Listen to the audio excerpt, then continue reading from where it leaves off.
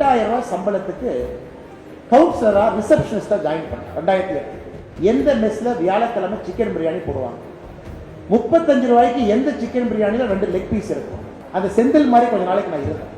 திருப்பூரில் பாரத் நேதாஜி அறக்கட்டளையை பாஜக முன்னாள் மாநில தலைவர் அண்ணாமலை துவக்கி வைத்தார். நிகழ்ச்சியில் பேசிய அவர், நேதாஜி குறித்த வரலாறு மறைக்கப்பட்டுள்ளதாகவும், மகாத்மா காந்தி அளவுக்கு நேதாஜியின் வரலாறு பதிவு செய்யப்படவில்லை என்றும் கூறினார். சில வருடங்களுக்கு முன் கோவையில் 8000 ரூபாய் சம்பளத்திற்கு ஓராண்டு தான் வேலை செய்ததாகவும், அந்த 12 மாதங்கள் தான் தன்னை செதுக்கியது என்றும் அண்ணாமலை கூறினார்.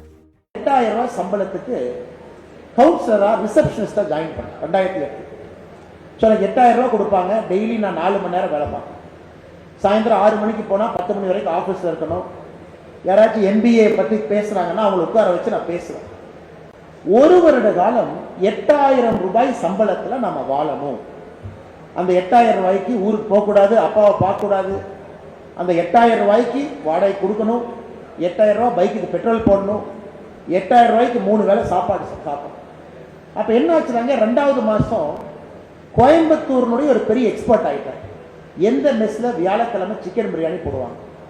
35 ரூபாய்க்கு எந்த சிக்கன் பிரியாணில 2 லெக் பீஸ் இருக்கும். ஒரு படத்தில் செந்தில் சொல்லுவார், இதெல்லாம் இன்ஃபர்மேஷன் பாஸ். எந்த புளியோதரை எந்த கோயிலில் போடுவாங்க, எந்த சக்கரை பொங்கல் எந்த கோயிலில் போடுவாங்கன்னு ஒரு படத்தில் பார்த்தீங்கன்னா அந்த செந்தில் மாதிரி கொஞ்ச நாளைக்கு நான் இருக்கேன்.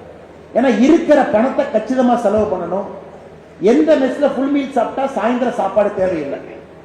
எந்த இதில் நைட்டு சாப்பிட்டா காலையில் பிரேக்ஃபாஸ்ட் தேவையில்லை. 8000 ரூபாய் மேனேஜ் பண்ணணும். அந்த ஒரு வருடம் என்னுடைய வாழ்க்கையினுடைய மிகச்சிறந்த வருடம். என்னை உருவாக்கியது, என்னை செதுக்கியது அந்த 12 மாதம்.